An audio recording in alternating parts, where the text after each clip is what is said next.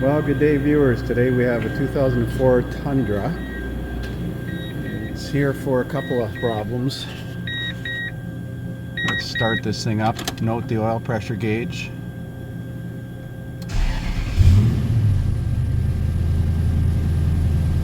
Doesn't move.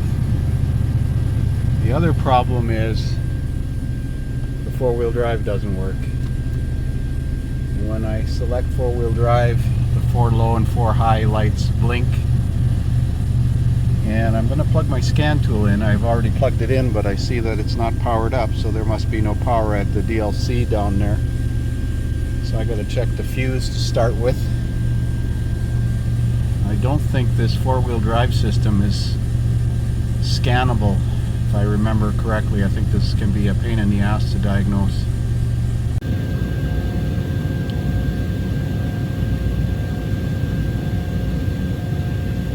I've got the vehicle running, I got the scanner hooked up.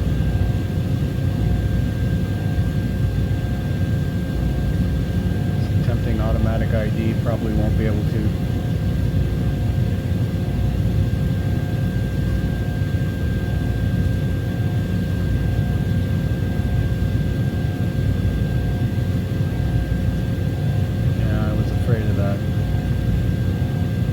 Well, let's see what codes are in the engine. The four-wheel drive system is computer controlled, but it's the dumb computer.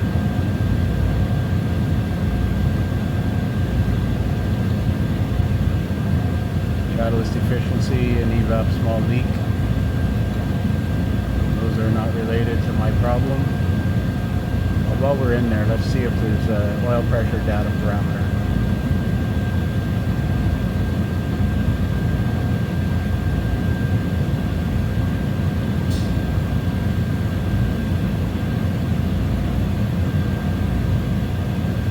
Data 1.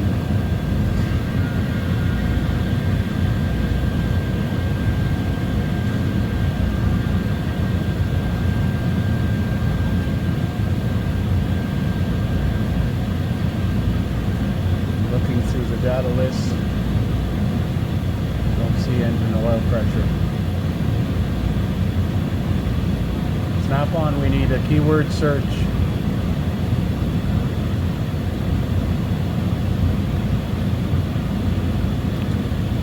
I'll look around. So we're underneath the truck doing a visual. I did disconnect and clean the battery cables, and hoping that would reset something. I can turn the front drive shaft, so it's currently in two-wheel drive, or at least the front axle is not locked up. There's the axle disconnect switch, or disconnect actuator. And there's a connector up here. That looks okay. I don't see any damaged wires, and I don't see anything physically back here. A little bit of an oil leak from the front output shaft seal, but that's minor. Nothing obvious. So we're going to start by checking the fuses for this thing. There is zero help when it comes to diagnosing this thing as far as a scanner is concerned. The scanner doesn't help you. It's all pinpoint testing. So the fuse for the four-wheel drive is a 20 amp fuse. Bottom left corner, the fuse panel here. This 20 amp right here. And that tests good.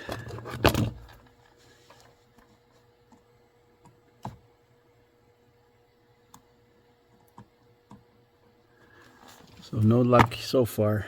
I see there's a bunch of wiring harnesses, cover missing off of here. I don't know what's going on with this mess. So looking at this transfer case shift actuator, pins 1 and 2 are the motor. I have put power and ground to the motor, and I've actually got it in four-wheel drive now. So the motor runs, the front axle is locked.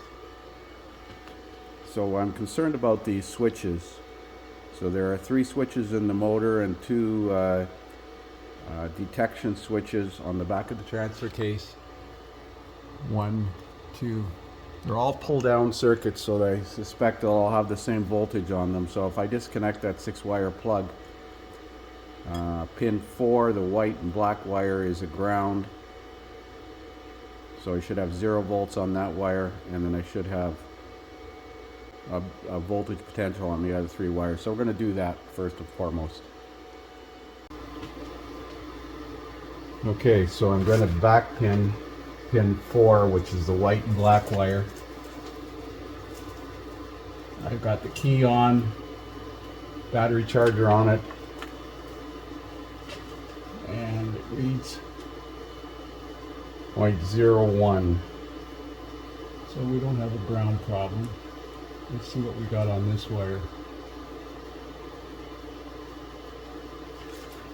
We got to change the voltage potential. Looks like 12 volts. 11 volts on the black-red wire.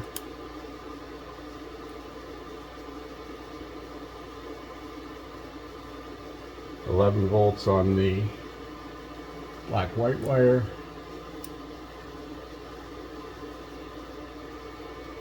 And 11 volts on the third wire. Now I don't imagine all 3 of those switches change state at the same time. It would be nice if they had a chart that said, you know, when it's in 4-wheel drive, switch 1 is grounded. But I couldn't find that chart, mind you. I haven't looked extensively. I'm gonna test these 2 switches here.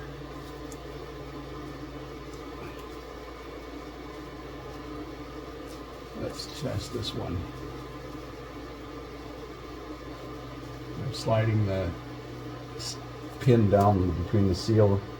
Okay, that wire is 13 volts. And this one is 0.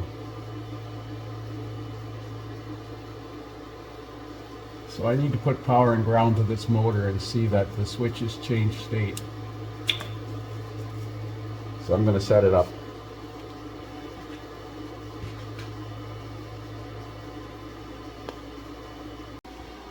So I put power to pin 2 and ground to pin 1, and the transfer case motor runs, and now that switch that I'm on changed state. I'm going to reverse the polarity. So I'm going to put power to pin 2 and ground to pin 1.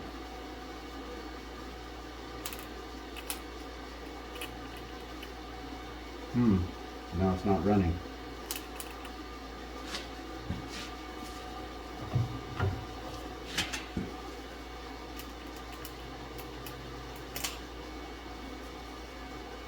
Let's try to go back the other way.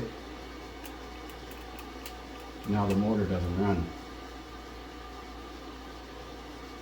But it ran the first couple of times.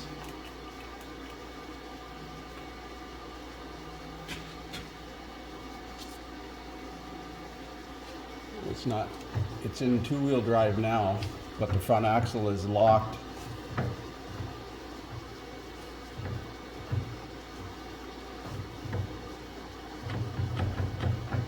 it's not running, so this motor is defective. Power and ground and reverse polarity, it should run the opposite direction. Let me double check my pins. Green and yellow.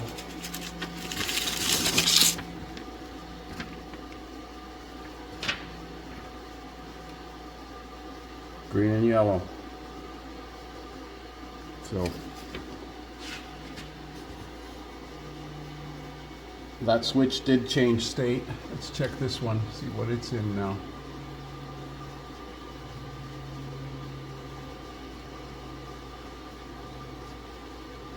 So they're both at 12 volts now, but the motor doesn't want to run the other direction now.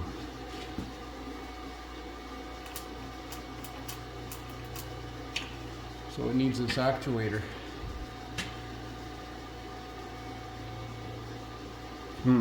Okay. So when I plug this connector back in, because I had it unplugged and I had a jumper in pin 1 and 2, which is the motor, the front axle unlocked now, so it is in two-wheel drive now, so I can turn the front shaft. So the axle actuator is working, but now when I put power and ground and reverse polarity on this motor, it doesn't run. Yet the other day when I did it, it ran. Mind you, it didn't sound smooth. So we're gonna get an actuator for this. Technically, I believe you're supposed to take the transfer case apart to change this, but I think we can just change the electric motor portion of it. Something about a vent on here or a hose on here that allows moisture inside of it. This switch was 12 volts in two-wheel drive, and this switch was 12 volts in two-wheel drive, but in four-wheel drive, and I'm not sure if it was 4 low or not, the back switch, the one closest to the front of the truck, this one here, was at 0, and I ran the motor and it switched. So I'm pretty sure the switches are fine, it's just the motor's failed. So as you can see, the oil pressure gauge is working now. I replaced the sending unit by the oil filter. I measured the resistance of it and it was infinite, and that's not right. I also figured out that low resistance makes the gauge read high oil pressure. So if you ground the wire, it makes the gauge go to high, and if the wire is open, it goes to low. So the sending unit fixed the oil pressure gauge. Well, I almost fell over when I saw the price of this transfer case motor. $3,504 retail. I thought it was a typo. So I went on Rock Auto. Transfer case motor. Never Standard Motor Products. TCM 117. 1,382 Canadian. Now this is a retail price. My price is like $1,800. But still, that's ridiculous for a transfer case motor. So I'm going to talk this over with the customer, and maybe we'll see if we can find a previously enjoyed one.